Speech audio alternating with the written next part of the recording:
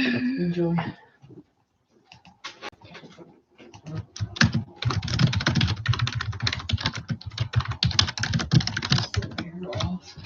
We're just on. That would suck. Hey! Can you guys hear me okay?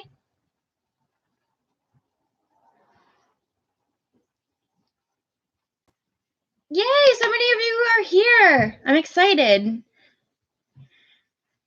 I wanted to start off and say that I'm okay. I know I was really, really upset yesterday, and I'm still pretty upset with the doctor, but I'm good. I'm not going to do anything stupid. So, yeah, I'm still really upset because as I wanted to kind of explain the situation a little bit more.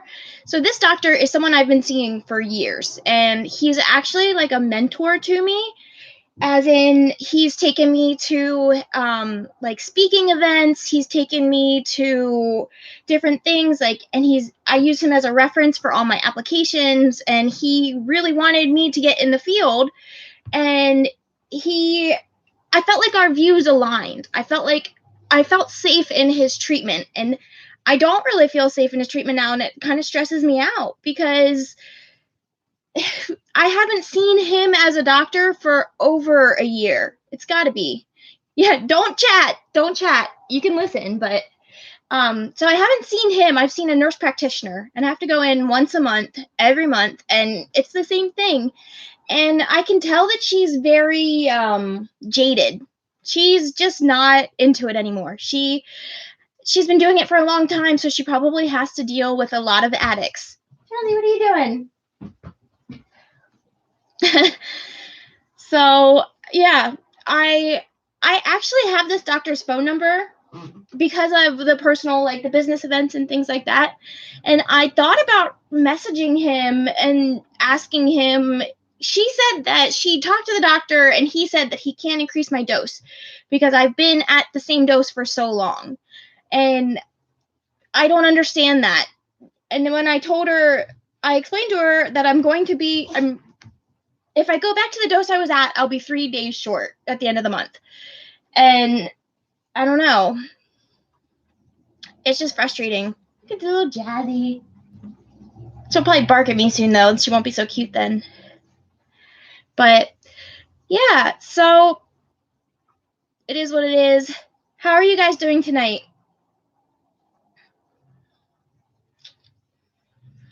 I'm also wondering if I should reach out to that doctor. Like, I have his personal cell phone number, so I feel like it's crossing, like, a professional boundary that I shouldn't cross. I feel like if I text him about my medical appointment, I don't know, I just don't feel like it's right. But I also don't think that this nurse actually called him. I think that she just told me that she did, and it's easier to blame the person above you than to take responsibility for your actions. Because she told me that he said the purpose of Suboxone treatment is to get you off of it. And I looked at her dead in the eyes and I said, no, it's not. I said, the purpose is to stabilize you and keep you off of opioids. And see, she's the only one that works there. He does this as like his side office, so they're only open on Wednesdays. And she's the only one that checks the voicemail. So I wanted to request to see him. I thought about texting him and just saying like, hey, I would like to see you in office if sometime. Yeah, that's kind of what I wanted to do, Courtney, but I wanted to reach out to him directly since I can't call the office and leave a message for him. I was going to send him a message and just say, I would like to see you personally soon at my next appointment. You know, I'll wait until next month, and I'm going to be honest with them. Hopefully I am good. Hopefully I can just taper down, which is what I've been doing. It sucks and it's uncomfortable and I don't think it's fair, but it's doable. It's not like. And I had some jerk commenting on all my videos today, or my video today, and like a whole bunch of people's comments trying to be like, you're not clean if you're not abstinent and blah, blah, blah. Medicine is you're just replacing one drug. So I just blocked that dude because I won't tolerate any talk. Like, there's no point. Why come onto someone else's YouTube channel to talk shit like that? I never understood it.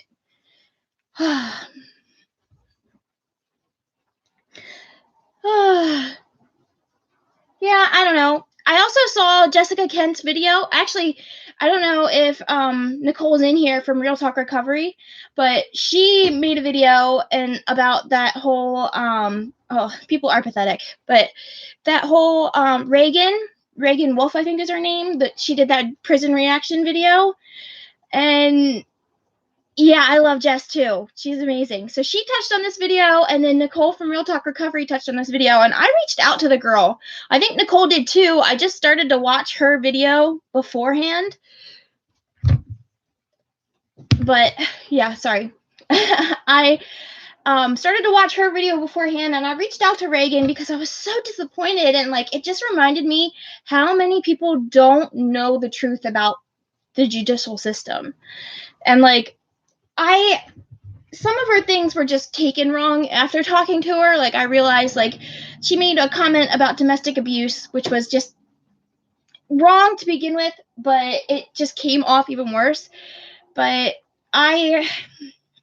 she believes that people that take plea bargains are guilty, and that everybody has their right to an attorney, which should be true, right? Those things should be true, but they're just not. And it's especially stacked against you, like the cards are stacked against you if you're a minority, if you're a woman, if you're black, if you're trans, like any of that stuff, and it's going to be stacked against you. Hey Cindy.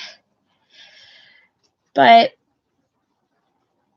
I was sad, but like the girl's really nice. Reagan's really good. So I did talk to her a little bit more in depth. I didn't expect her to like walk away with my complete opinion, but I'm definitely happy that I reached out to her because I feel like I said my part.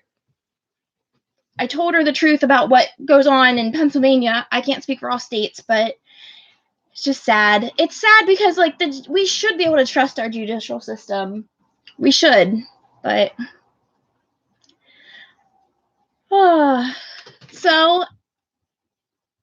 the Reagan's video did. Jazzy, come here. Greg is so sick right now. I kicked him out of the bed because he didn't want to be in the background, but he has the flu. And it, like, I haven't had the flu in so long, but the flu is so bad. Hey, Ashley. I'm just shooting the shit. I was talking about my Suboxone doctor and how disappointed I was in that whole thing. And yesterday my Suboxone doctor told me that I couldn't increase my dosage of medicine. I don't know if you saw that video yesterday. And the nurse practitioner told me that I couldn't, and it means I'm going to be short this month. So I was really, really bummed about it. And I'm still trying to decide how I'm supposed to go forward. You guys can't see my dog, but she's just like staring intently at the other end stand, trying to see whatever she can get. What's up there, Jazzy? Come here. No? Okay. Yeah, so what was the other thing? There was something else I wanted to talk to you guys about. If I can't think of it. But I did better this time. It's like 8 minutes of me not talking to myself, so I'm happy. I have another dog coming in. Come here, Mona. Come here, get up here. Oh. Look, dogs.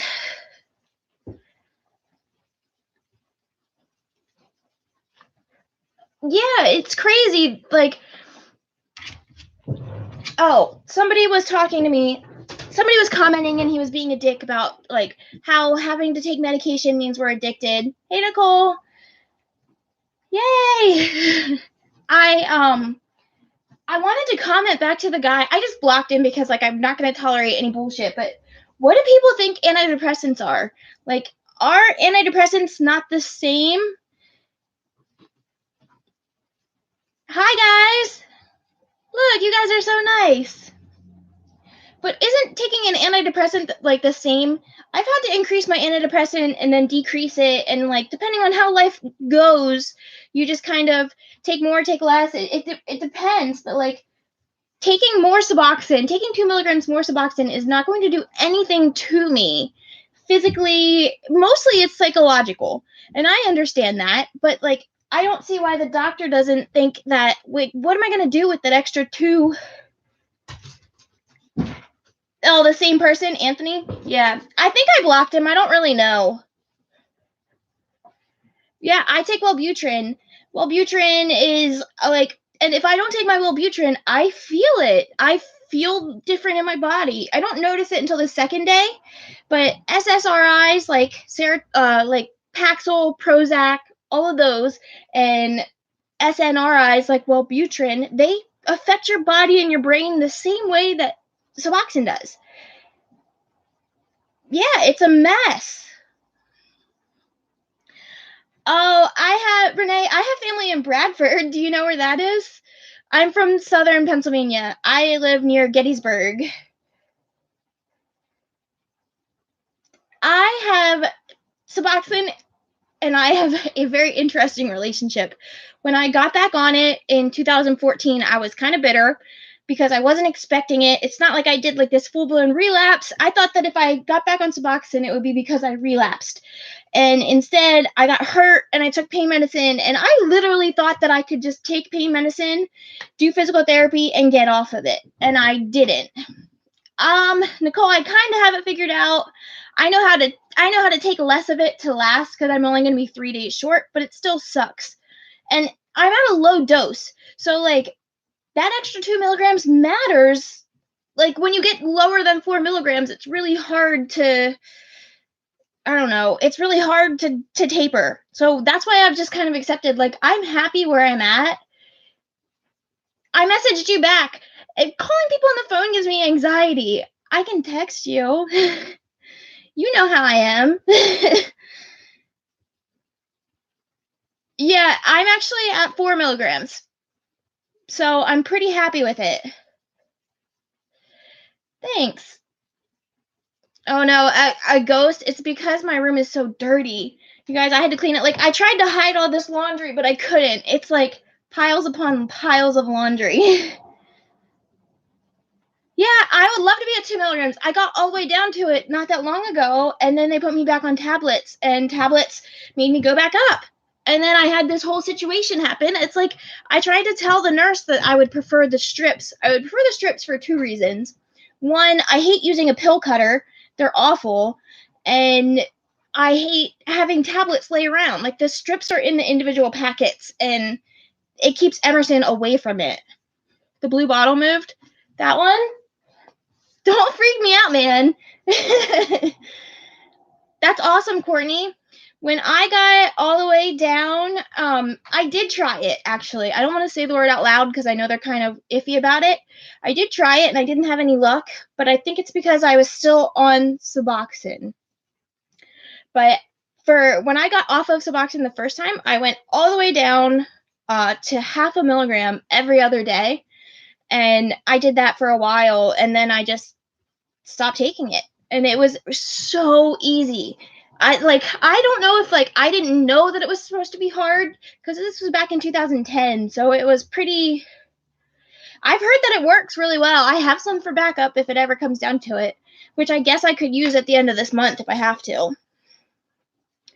I can't believe that the nurse, I looked her right in the eyes and said, "I'm going to be short. What do you want me to do?" And she said, "Just figure it out." I think I said to her that I'm going to have to buy diverted Suboxone. Like, that's what you're pushing me to do. I'm trying to have this honest conversation, but bye, Ashley. Thanks for stopping by. So I was trying to have this honest conversation with this nurse, and now I feel like when I go back in next month, I don't know what I'm going to say to her because I'm bitter. I'm very bitter. But I told her, I'm not going to have enough. I'm going to run out. Even if I go back to the dosage I was at, I'm going to run out. And yeah, this nurse said that I've been at this dose for too long. So I've been on this dose for a few months now, and she pushed me to this dose. I was higher, and she pushed me down, and I accepted it, and I tapered, and I did it, and because I didn't really have a choice. And then I had that oral surgery, so I was just taking it as I needed it because I would much rather be on Suboxone than take that pain medicine. And she I was upfront. I told her this last month too. I didn't even tell you that. So I mentioned this last month when I showed them the prescription for the pain medicine. And I told her, I was like, I'm taking this as prescribed, blah, blah, blah. And then I wish I could get a different nurse. There's only one that works there. She's the only one. She's the only person I've been seeing. I probably haven't seen the doctor for over a year now. And I don't think that's right. I don't think that's fair. But I don't know. There's nothing I don't know. I don't want to get this guy in trouble because I like him. He is a very intelligent person. He's professional, but I feel like it's becoming more about money. If it's not about my treatment, yeah, that's what it feels like. But it feels like because she probably has to deal with people lying to her all the time, she's just so defensive. I don't feel like a good person when I go in there. I feel like I'm talking to the cops. That's the best way to explain it. I feel like I have to answer her questions exactly right or it's not going to go well. And it stresses me out. I don't want to have to think about how I can, like, I just want to go in there and shoot the shit. I want to tell you honestly what's my life like. Like, she asks the same question every time. Are you having any issues with the Suboxone? Any headaches, nausea, upset stomach, blah, blah, blah. And I'm like, no, I'm okay. She takes my blood pressure, I pee in a cup, and then I leave. That's it. I don't think that's the way it should go. I agree. I think that treatment should be as long as the patient needs. Because like I said, it's not like taking more is going to get me high. Taking more just stabilizes me. Taking less makes me feel uncomfortable and anxious. And why put me in that situation? It's not like I want to go up and up and up. Like, I just want to go up right now until I can get over this hump and then get back through it. But I don't know. Playing with something. I don't know if anyone else has ever experienced this, but hi, Michelle. I went to a doctor in South Carolina that was the best Suboxone doctor I've ever been to, and I've been to 3. And I've been to this one twice. This is the doctor that I saw originally. And then, so when you go in, it's like this huge office of nurses and doctors, and you meet with the actual prescribing doctor, a psychologist, a nurse, and a nurse to give you like a physical. Like, they go through like your blood pressure, your heart, they take your urine, they do like a full drug screen too. And then you sit down with everybody and me. So it was me and Greg. We were both in treatment, and he got to sit down with me, and we could just talk. You could talk to the psychologist, you could talk to the doctor. Everybody was connected and informed, and you did therapy right there. And then you could come back as many times as you wanted throughout the week for therapy. And I think that's amazing. I think that I would love to create a place like this where I could have a doctor and a psychologist or a drug and alcohol counselor do that together, because you knock it all out at once. I've seen other clinics where you go in once a week or once a month to see the doctor, but then you have to do individual therapy and weekly therapy. And I tried to get into a program like that, and I couldn't get my schedule to work with it. Like, they wanted me to go to an individual session a week and a weekly group session on top of going in to pee once a week. So they wanted me there 3 times a week. And at this point, I was a salary manager for Panera, and I drove an hour to work. So I was like, I work 50 hours. I spend 10 hours a week just driving, and you want me to come into your office 3 times a week for Suboxone? Like, they need to find a happy medium. There are some people that need to be in treatment that much, but I don't think everybody does. There's stages. Yes. And I know this nurse practitioner is educated. She's so educated. She's been in the field for a while. Oops, leaning on the table. She's been in the field for a while. I know that somebody in her family is affected by addiction. I can tell by the way she acts, but I feel like she's just lost her heart for it. I wish that we had more nurses. The reason that we don't is because we only have one prescribing doctor, and I mean, he can see, I think, 250 patients now, but that's a lot. But I live in a small town, so we don't really have a lot of options. There's this doctor, there is a new methadone clinic. Okay, that's not true. There are a lot of options. For a small town, there's like 4 options. I finally found a pharmacy that I like, and I finally found a doctor I thought that I liked. I don't feel very comfortable going back there. I'm nervous for next month.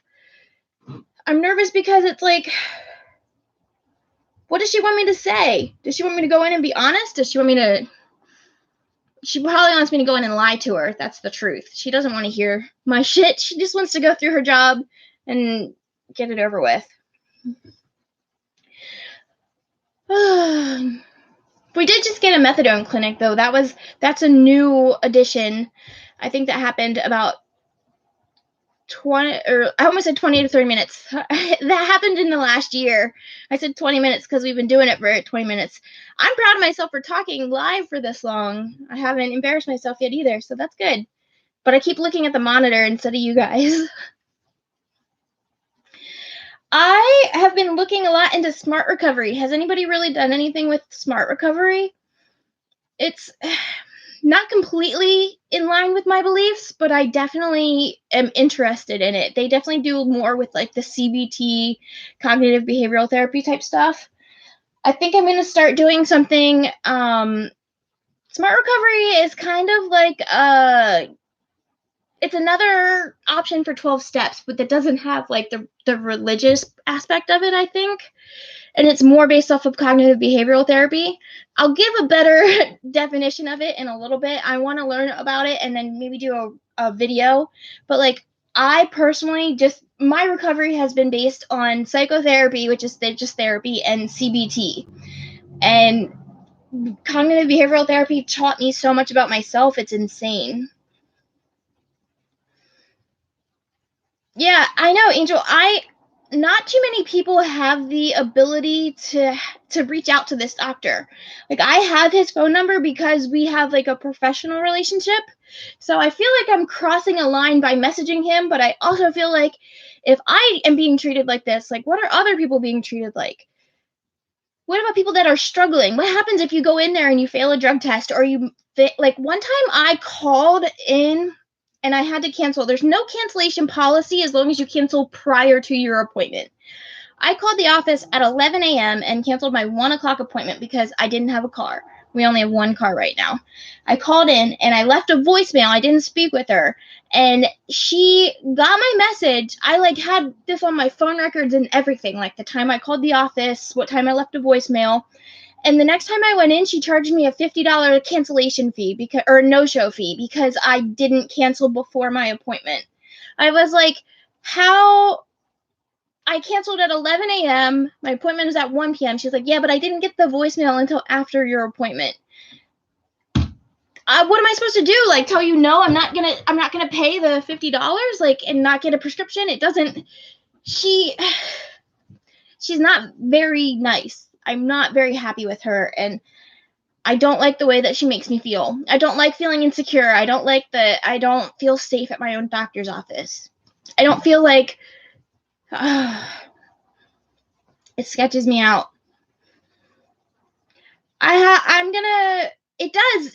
It does feel like bullying. It feels a lot like bullying. It feels like I feel targeted, but that's also how I feel every time I go to see like a new physician or anybody in the medical field. I have a great family doctor who he's also a Suboxone doctor. I just don't go to him for that.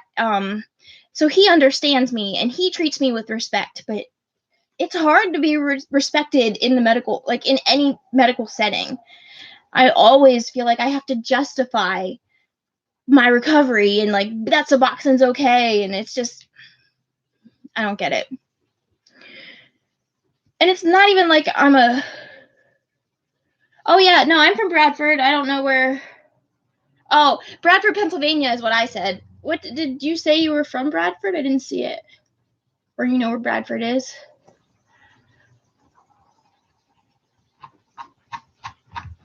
I missed. She is burnout. That's so true. And I've been worried about getting into this field because of that. Yeah, someone asked if I was from northern Pennsylvania, and I said that my family's from northern PA, which is Bradford, Pennsylvania.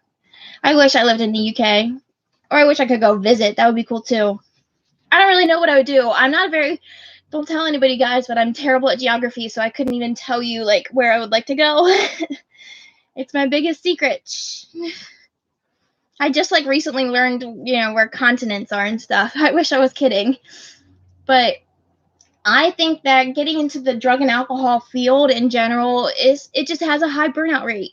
And you don't get paid very much. As a nurse practitioner, she probably makes bank because a nurse practitioner, it's like a doctor, a physician's assistant, a nurse practitioner, and then like RNs and stuff or like different levels. But I wanted to be someone that could prescribe Suboxone, and I can't because I can't become a nurse with my felony. So I gave up on that dream real quick. Plus, I don't want to be a nurse. I don't want to deal with blood. But so she makes money, but she's probably every Wednesday she does this. I don't know what she does, if she does anything any other days, but from 8 a.m. till 4 p.m. she sees a patient nonstop, and it's just her. So it has to be exhausting. You have to see the same stories over and over. You probably see the same people doing the same thing over and over. And I don't know. I'm sure I read weird. Like, I'm sure she sees me and like is skeptical because I get so nervous around her. I don't like it. I don't know. I just think that, yeah, I mean, I could be a drug and alcohol counselor and anything like that. I've looked into jobs like that. I don't know if you can be, like, I'm assuming you could be if you were a nurse or a nurse practitioner, because you really don't have to disclose your medical history, but I think that, I know that for working in the drug and alcohol field, I've applied at jobs, I've been offered jobs, and I declined it, but they knew I was on Suboxone, and that's partially why I was being considered for the position. But I'm listening to Russell Brand's ebook right now. I really like it. I just like his candidness. He says fuck a lot, and it's the first time I've really been able to look at the 12 steps in a way that I could apply it to myself without the other stuff. I don't know how to say that, but like without me getting hung up on the words, because I think that's a big part of what my issue with 12 step was. I got hung up on the words, and I got hung up on the rigidness of the people in my area. And I went back again recently, and I just wasn't happy. I think that it's something that I will always consider. And oh yeah, if you do it, you don't have to disclose your medical history. The only reason I told them about me being on Suboxone. They already knew that I was on Suboxone, so exactly. That's been my approach for recovery pretty much entirely. Like, I'm learning from Smart Recovery right now. I'm taking a little bit from CBT. I do have faith. I have like my own relationship with faith, but I took from the 12 steps, therapy, I worked with my pastor, done a whole bunch of it, and there's literally something in everything. You can find something in everything, because I don't think that there has to be separate groups either.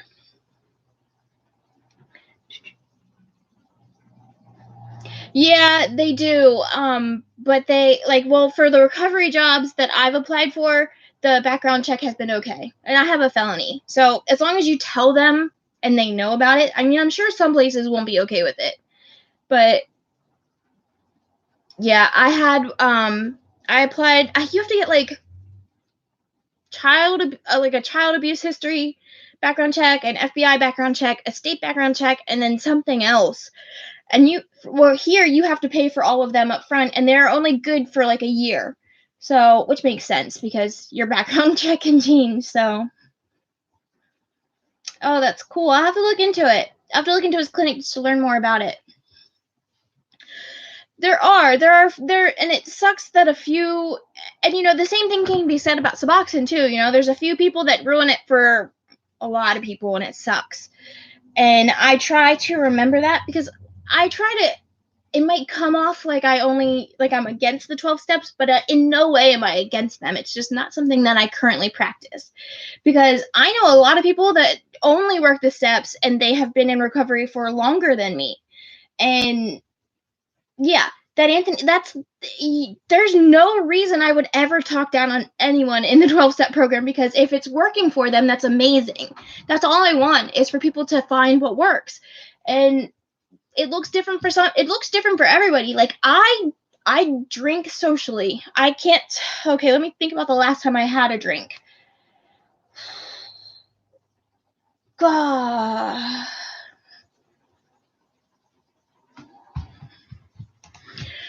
I can't think. I honestly can't. I'm sorry. I was reading Nicole's comment came up blocked.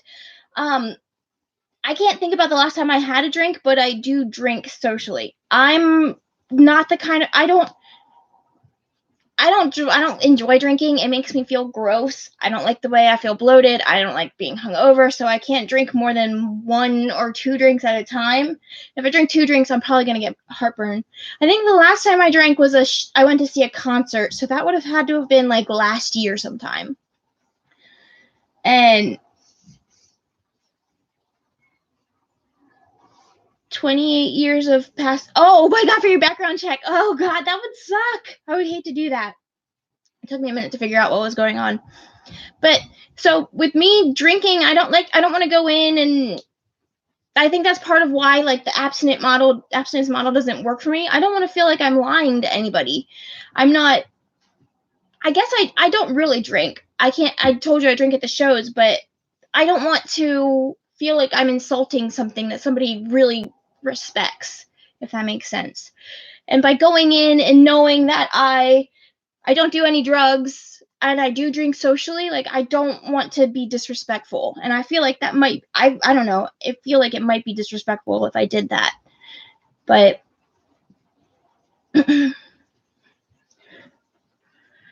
I mean, I've heard about Scientology just in general. It's like a weird thing.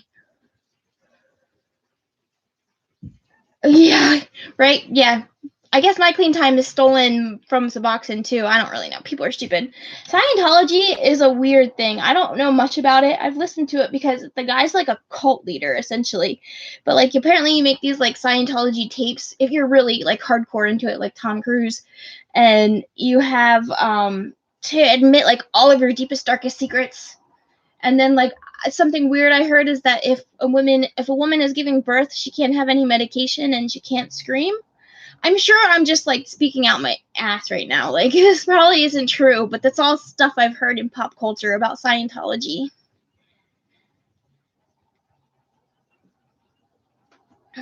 Exactly.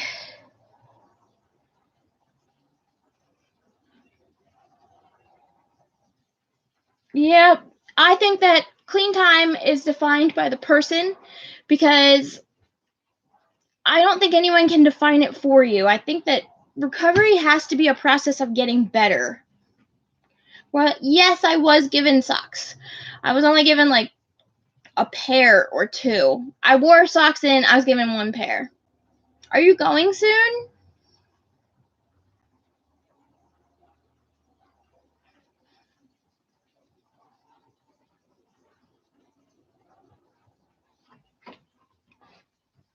I'm so antsy. Sorry, I'm like bouncing all around all the time.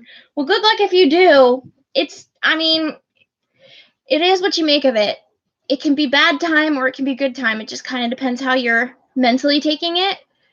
And once you get there and you accept that you can't leave, it gets so much better. It's like the build up to it sucks, because I had to turn myself in and it was just bad.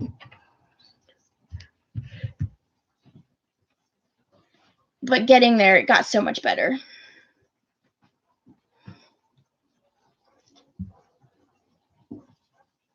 I went into county jail. I did 7.5 months in.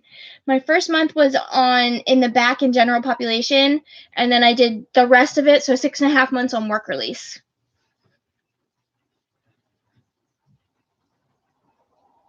Oh yeah, I heard that about Scientology too. They don't believe in any medication like that.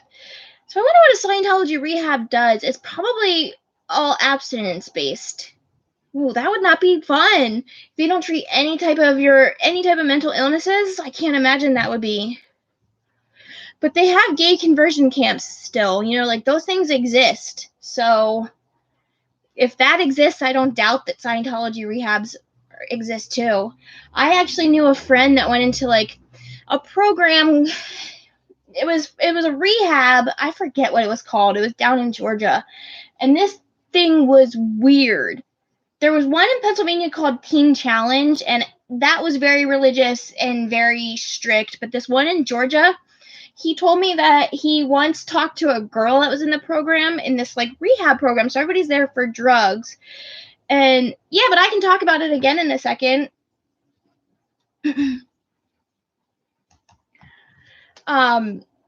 So this guy was in this rehab in Georgia, and he talked to one of the girls, and the guys and girls weren't supposed to talk. So their form of punishment was to hang a sign around their necks. They had to wear a sign around their necks that said something like, "Nobody can talk to me," and they couldn't talk to anybody for weeks. And nobody can talk to me because I talked to a girl or something. And they had to write the girl's name. It's like just shaming them. They shame them over and over and over again. And shame has no place in recovery. None.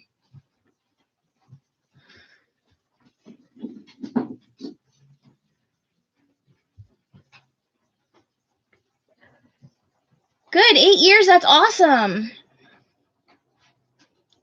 As far as my Suboxone thing, Victoria was asking, I don't have a solution. I guess what I'm going to be forced into doing is either reducing my intake or finding a way to supplement it. I can't really say that in any other way.